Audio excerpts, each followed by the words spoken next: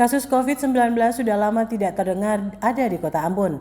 Namun sejak 7 November 2022, ternyata muncul 7 kasus baru di mana 7 orang warga Kota Ambon dinyatakan positif COVID-19. Dengan penambahan 7 kasus tersebut saat ini, jumlah kasus terkonfirmasi positif COVID-19 di Kota Ambon menjadi 32 kasus. Hal itu disampaikan Kepala Dinas Kesehatan Kota Ambon Wendy Pelupesi saat ditemui di ruang kerjanya. Menurutnya 32 kasus terkonfirmasi itu, 2 dirawat di rumah sakit dan 30 lainnya menjalani isolasi mandiri. Update kasus terakhir di tanggal 7 itu penambahan 7 kasus, jadi Ketom punya sekarang 32. 32 kasus terkonfirmasi itu 2 dirawat di rumah sakit, yang 30-nya itu isolasi mandiri.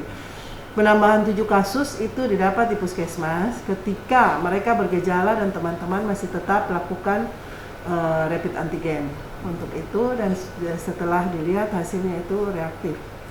Belum adanya peralihan status dari pandemi ke endemi oleh pemerintah menyebabkan Kota Ambon masih tetap berstatus pandemi.